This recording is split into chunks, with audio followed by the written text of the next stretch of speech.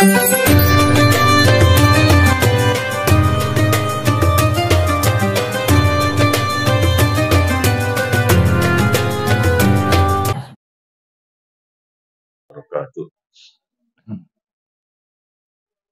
Bismillahirrahmanirrahim. Rabbi shrah li sadri wa yassir li amri wa hlul 'uqdatam min lisani yafqahu qawli. Subhanaka la ilma lana illa ma 'allamtana innaka antal alimul hakim. Qala musannif rahimahullahu ta'ala wa nafa'ana bihi wa bi ulumuhi wa bi asrarihi fid dharain. Bayanu tamyizi alamati husnul khuluq, menjelaskan tentang hal-hal yang membedakan terhadap beberapa tanda dari orang yang punya akhlak yang hasanah atau akhlak yang mahmudah. Jadi ada indikator ya, ada tanda bagi seseorang terkait dengan perilaku atau karakter akhlak yang baik. Ya'lam anna kulla insanin jahilin bi nafsihi wa idza jahada nafsahu adna mujahadatin hatta taraka fawahishal ma'asi rubbama yadhunnu bi nafsihi annahu qad hadzaba nafsahu wa hassana khulqahu wastaghna anil mujahadati. Jadi terkadang seseorang itu merasa dirinya sudah baik, yadhunnu bi nafsihi, menyangka atau menduga bahwa dirinya telah melakukan proses perbaikan terhadap akhlak. Padahal dia belum melakukan itu. Itu oleh musannaf oleh Imam Ghazali itu disebut insanin jahilin bi nafsi. Jadi orang yang tidak tahu, yang tidak faham,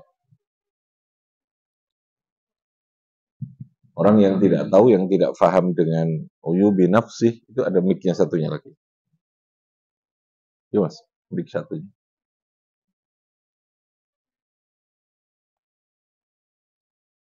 Baik. Nggak bisa.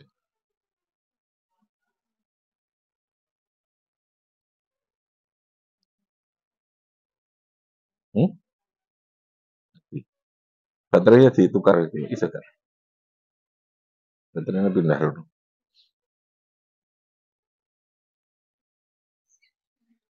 Nah, yang rumit itu adalah orang-orang yang tidak paham ini, dia merasa bahwa dirinya telah berusaha melakukan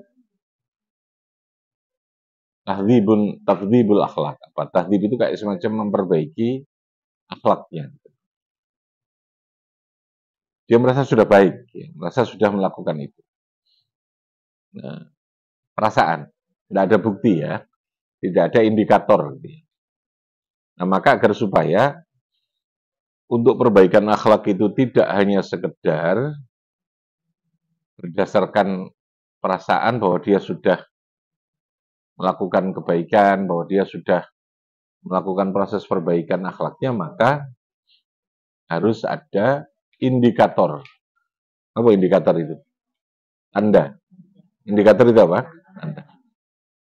Macam ada tanda yang menyebabkan atau yang menjadikan dia mengetahui, ya, apa betul ini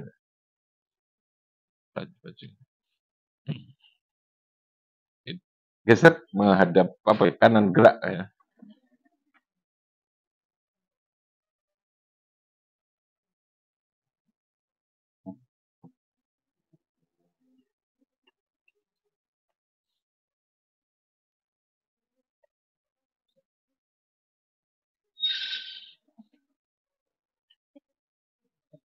Nah, itu aja kok repot gitu ya.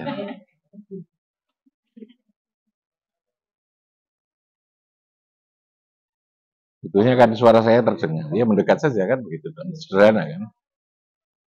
Kalau ngantuk ya tidur, itu sederhana. Gitu. Kalau lapar ya makan, itu kan sederhana solusinya. Ya. Oke.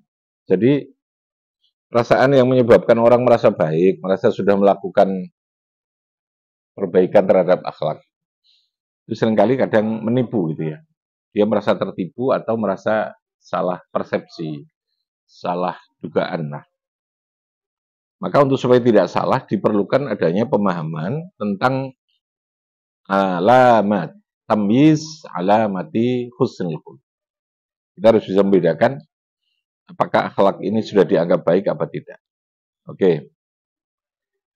Oleh karena itu, fala budda min idhahi alamati husnul khuluq, maka tidak boleh tidak itu berarti harus. Harus ada penjelasan tentang tanda dari akhlak yang dinyatakan baik. Fa inna husnal khuluqi huwa al-iman, wa su'al khuluqi huwa an-nifaq. Nah, ini rumusan yang paling sederhana ini. Akhlak yang baik itu kata kuncinya adalah iman. Dia punya keimanan, berpegang pada keimanan yang kuat. Ya yakin. Jadi ketika keyakinan keimanannya kuat, maka berarti indikasinya menjadi indikasi akhlaknya itu semakin membaik.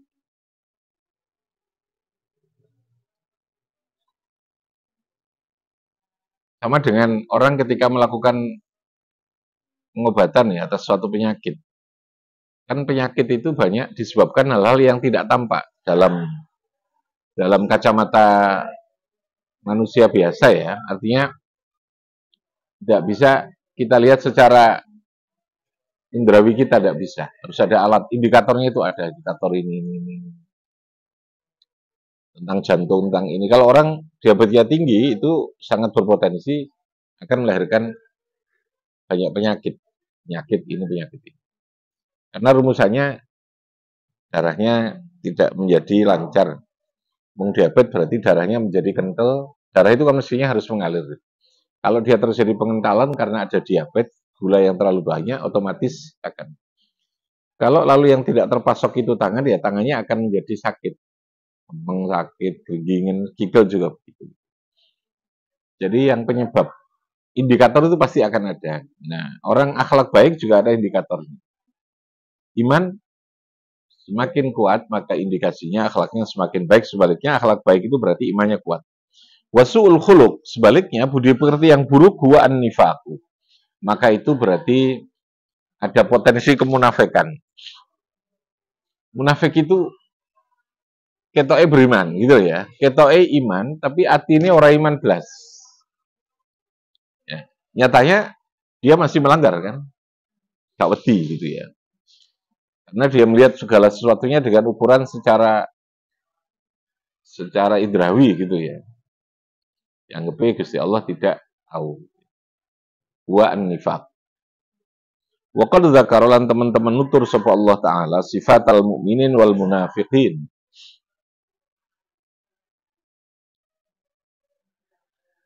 Allah menyebutkan sifatnya orang munafik di kitabi ing dalam Al-Qur'an.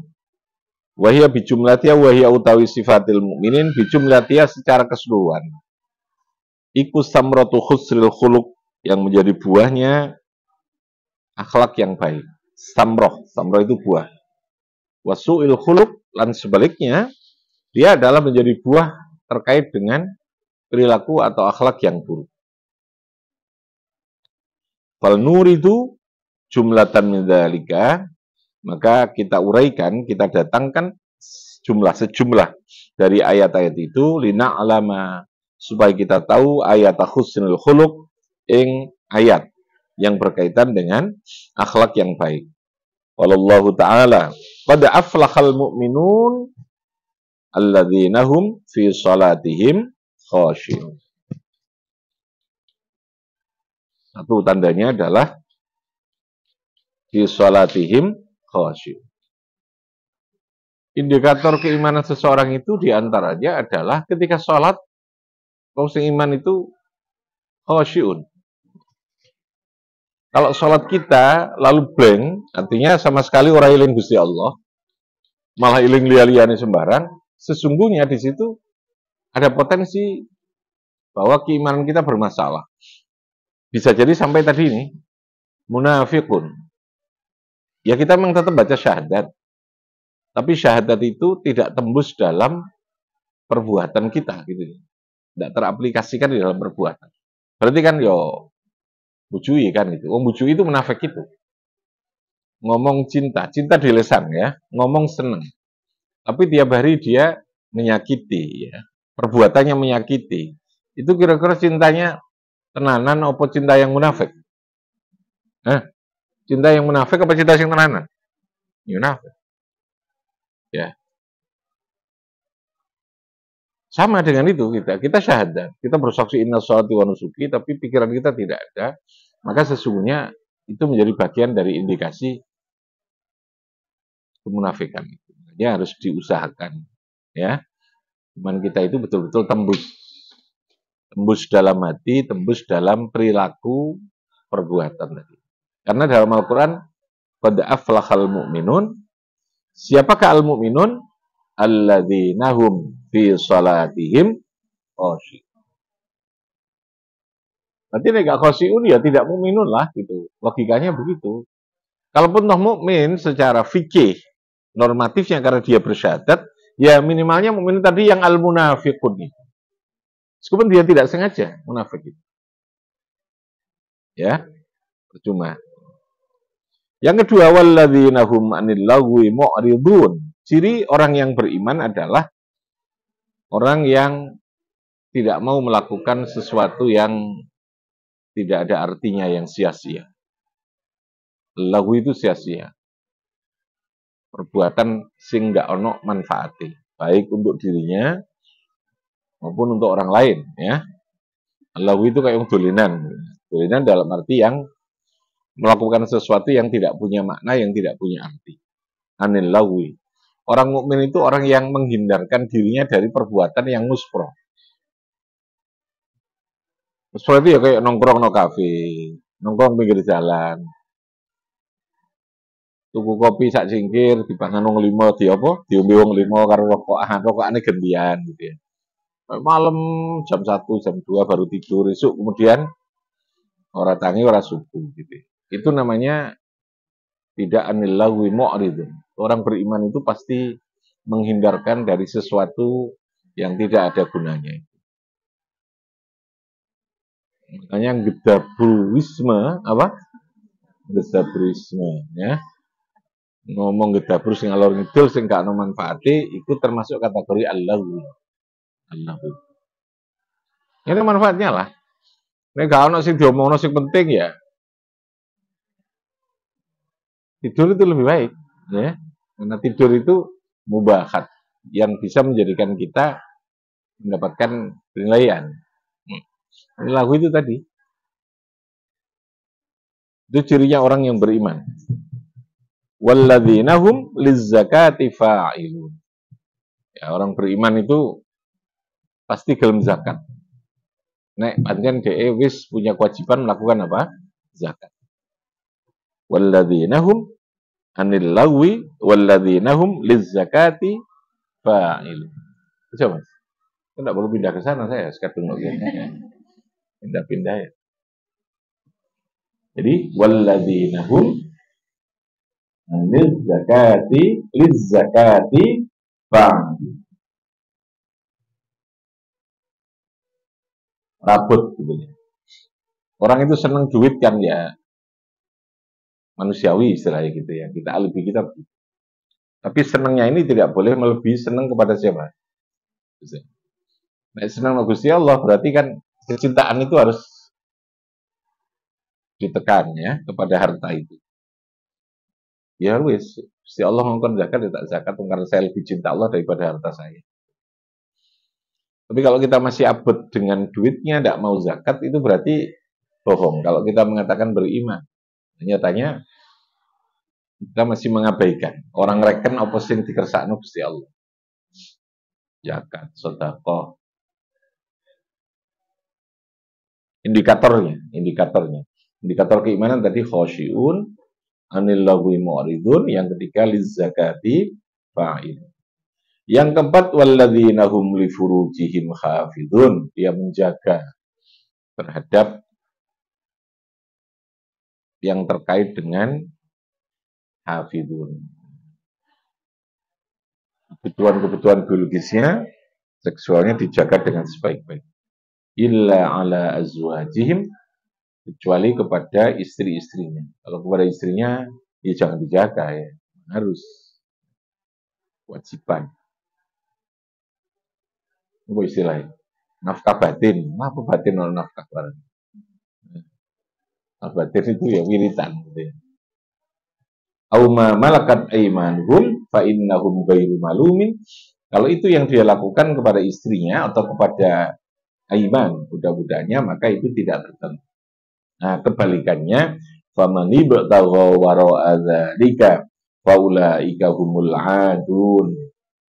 Barang siapa yang melakukan tindakan ibtagha itu berlawanan, bertentangan, melampaui dari apa yang tadi ditentukan. Tadi kan ada indikator-indikator. Apa indikator iman? Salat khasyi'un. Fi salatihim khasyi'un. Terus anil lagwi mu'ridun. Terus lizakati, terus li furujihim hafidun. Kalau orang tidak menjaga itu, famanit tagha wara'a dzalika faulaika humul adun. Kalau dia tidak mematuhi atau tidak melakukan hal yang tadi dianjurkan untuk menjadi indikator keimanan, faulaika humul adun. Al-adun yaitu orang yang melampaui batas. Berarti orang yang nganingoyo. Itu melampaui batas tadi. Karena hidup sekali lagi ada batas. Keluar batas itu berarti pelanggaran. Ya, karena kehidupan itu ada batas-batas. Untuk apa batas itu? Untuk hidup ini tetap menjadi indah. Kenapa sepak bola ada garis-garis yang harus dipatuhi dalam permainan sepak bola? Ya karena keindahannya bal itu ketika dia bisa mematuhi batas itu. Lalu nyaduk bal gak ono batasane, gak ono aturane, ya sapa sing delok. Wali buat sekali melayu telepon dhewe nang ngene. Kan gitu ya. Hidup itu menjadi indah kan karena ada apa? Ada batas, ada hudud, batasan. Maka satu berusaha untuk memahami batas garis hidup itu harus kita pahami. Ini sih batasan hidup saya itu mana? Dalam hal saya melakukan tugas sebagai seorang guru batasnya mana? Sebagai seorang suami batasnya di mana? Sebagai seorang rakyat batasnya di mana? Semuanya itu punya batas-batas. Batas itu namanya syariat. Apa namanya? Syariat. Kalau dalam bernegara namanya undang-undang. Batas itu yang harus kita patuhi. Supaya hidup kita tetap indah, tetap nyaman. Mangan saja kelewat batas ya masalah. Ya, kamu suka pedes, rata-rata seneng pedes. Kelewat pedes sih namanya adun. Al-adun fil pedes. Ya. Melampaui batas dalam urusan target pedes. Ya iso, mulet-mulet ya. Jadi semurus mari ngono itu al-adun. Jangan melampaui batas. Allah menyebutnya faulaika humul adun. Itu ya famanib tagha wara'a dzalik. Berarti yang harus kita lakukan tadi ini mengilmoni diri kita untuk mengetahui terhadap batas-batas kehidupan itu. Di semua ada batas-batasnya. Batas. Ini sekali lagi mengilmoni diri itu menjadi penting agar kita bisa memahami batas-batas kehidupan. Walladzina hum li amanatihim wa ahdihim ra'un. Ini indikatornya lagi. Orang yang punya komitmen, punya integritas, kalau sekarang istilahnya. Punya integritas. Integritas itu punya komitmen untuk menjaga kebaikan, menjaga tugas, menjaga amanah. Hidup ini ada namanya amanah. Kehidupan sendiri itu sudah otomatis amanah. Dikasih anak, anak itu amanah. Gitu loh ya. Dikasih tugas. Kita dikasih kesehatan, dikasih tangan, mata kita ini amanat yang harus kita jaga. Nah, orang yang beriman itu, dia menjaga amanat itu. Dia punya tanggung jawab, atas tanggung jawab yang dibebankan kepada dia. Ada integritas diri, ada komitmen untuk menjaga terhadap sesuatu yang telah disepakati. Namanya ra'un. Ra'un itu menjaga. Makanya ra'i ya, itu yang dijaga. Ar-ra'i, pemimpin. Pemimpin itu adalah penjaga. Jadi judulnya kalau seorang leader, pemimpin, apapun dia pemimpinnya, apakah pemimpin dalam kehidupan bernegara, pemimpin dalam kehidupan berkeluarga gitu ya, pemimpin dalam kehidupan komunitas, dalam lembaga, maka pemimpin itu ar-ra'i, menjaga. Dia adalah apa? Menjaga. Karena hidup perlu dijaga. Menjaga batas-batas tadi itu, menegakkan batas-batas itu. Gitu ya. Baratnya dia akan menjadi seorang wasit. Wasit itu leader yang menjaga terhadap permainan agar tetap berada dalam batas. Nah, orang beriman itu kalau dia menjadi pemimpin, baik untuk dirinya, karena diri kita ini juga amanah. Maka kita menjadi orang yang ar-ra'i. Istilahnya kullukum ra'in. Setiap kamu adalah pemimpin. Ya. Nah, pemimpin itu kata kuncinya adalah menjaga. Menjaga batas supaya tetap dipatuhi, menjaga supaya diri kita atau orang yang kita jogo, yang kita pimpin untuk tidak keluar dari batas-batas kehidupan tadi. Karena kalau terjadi kondisi keluar dari batas itu pasti akan ada problem, akan ada masalah. Gitu. Ya tadi itulah, ada batas takaran. Senang pedas, pedas ada ini. Senang manis ada batasnya. Senang makan, makan ada batasnya. Kita suka bicara ya ada batasnya. Bicara itu sebatas, pantasnya seberapa. Ada kepantasan, ada batasnya. Maka hidup yang baik adalah yang punya kemampuan mematuhi terhadap batas-batas kehidupan. Bagaimana kita bisa mematuhi? Kalau kita tahu kan, ya harus tahu dulu. Tahu itu berarti harus berilmu dulu. Ya kudu ngaji, kudu belajar, kudu sekolah, itu ya. Kudu kuliah, itu dalam rangka memahami batas-batas hidup ini, gitu ya. Sesungguhnya itu di sana. Batas kemampuan kita seberapa sih? Potensi kita apa sih? Supaya kita paham. Nah, lalu kita bisa melakukan kehidupan itu dengan baik. Selanjutnya, ciri orang beriman walladzina hum ala salatihim yukhafidun. Kalau tadi itu khosyi'un, kalau ini terhadap sholatnya itu dia menjaga, yukhafidun. Jogo sholat, jogo sholat. Jogo sholat itu artinya jogo waktu yang terkait dengan pelaksanaan sholat itu. Karena sholat itu kewajiban muakkad. Kewajiban apa? Muakkad. Makanya orang Islam itu kehidupannya adalah dari satu kebaikan menunggu kebaikan yang lain. Sholat itu kan ada batas waktu, pagi, subuh, kemudian zuhur, asar. Jadi kamu ketika subuh itu melakukan kebaikan. Lalu selesai subuh, kamu sudah menunggu lagi, kebaikan lagi. Minimal itu sholatnya tadi itu. Sholat zuhurnya saya sedang menunggu. Niati kudu ngono wisan. Saat ini Anda sudah menunggu, aku menunggu ya, saya menantikan zuhur itu tiba. Saya bisa melakukan. Karena orang tidak pasti tahu, yang hari ini kita bisa sholat subuh, tentu bisa sholat zuhur. Zuhur nanti kita menunggu lagi. Ada asar, kebaikan. Maka orang mukmin itu terus berada dalam kebaikan sesungguhnya. Kebaikan itu karena melakukan kebaikan, karena menunggu kebaikan. Menunggu kebaikan itu sudah kebaikan. Saya ulangi ya. Menunggu kebaikan itu sudah apa? Kebaikan. Sudah sampai lalu kemudian tuh kau sholat, loh, kok azan mana ya? Sholat susah, kok azan mana?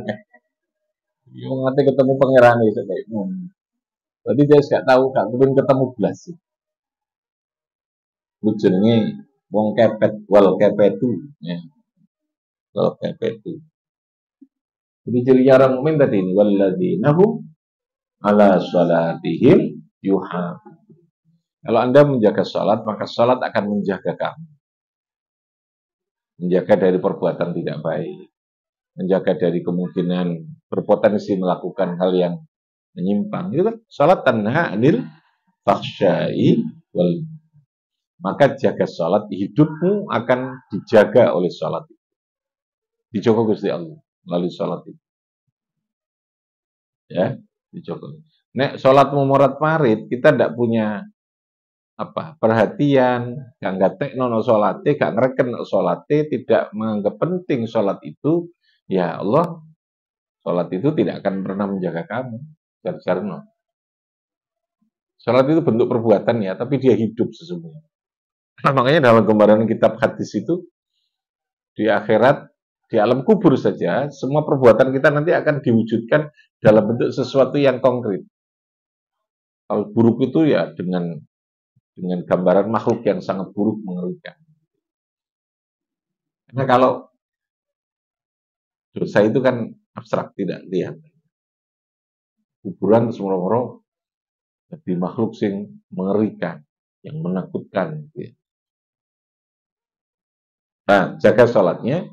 Kalau jaga sholat, maka hidup kita akan dijaga apa? Sholat itu. Walladzina hum li amanatihim wa ahdihim ra'un walladzina hum ala sholatihim yuhafidun baru ulaika humul warisun alladzina yarisunal firdausa hum fiha khalidun.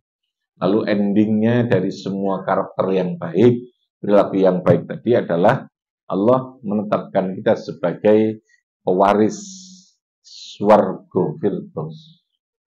Ya. Orang yang bisa memenuhi terhadap berbagai indikator tadi itu, perbuatan-perbuatan tadi itu, maka dia oleh Allah disebut al-warisun. Siapakah? Mewarisi apa? Yarisuna alladzina yarisunal firdausa. Mewarisi itu kan yang mana juga warisan kita ini kan otomatis dikasih gitu loh.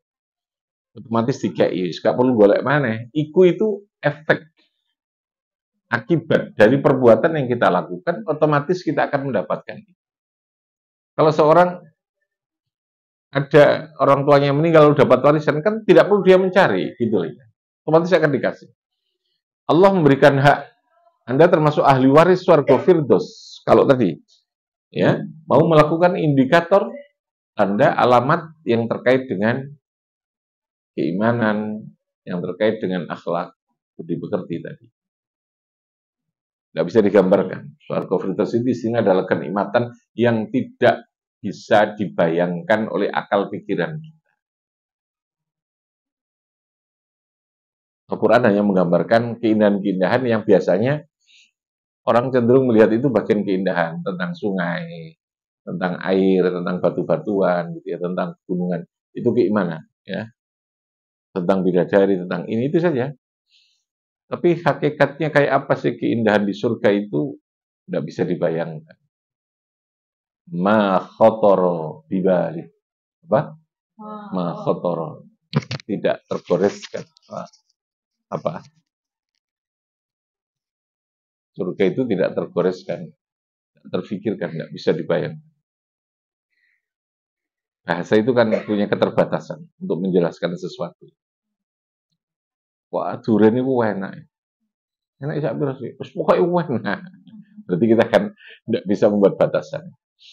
Biasanya sesuatu yang kita anggap enak banget, ya, indah banget, apik tenanan itu tidak cukup bahasa. Kita ungkapkan dengan bahasa. Nah, surga itu tidak bisa diungkapkan dengan itu. Pikiran, hati kita bahkan tidak pernah membayangkan terkait dengan, tidak bisa membayangkan terkait dengan keindahan surga. Hanya diberi gambaran secara umum, secara gambaran kasar lah, gambarannya ngono ya. Oke, itu namanya swarga firdaus tadi. Yarisunal firdausa hum fiha khalidun. Kita termasuk bagian dari yarisunal firdausa hum fiha khalidun. Amin amin ya rabbal alamin. Bifanfa'na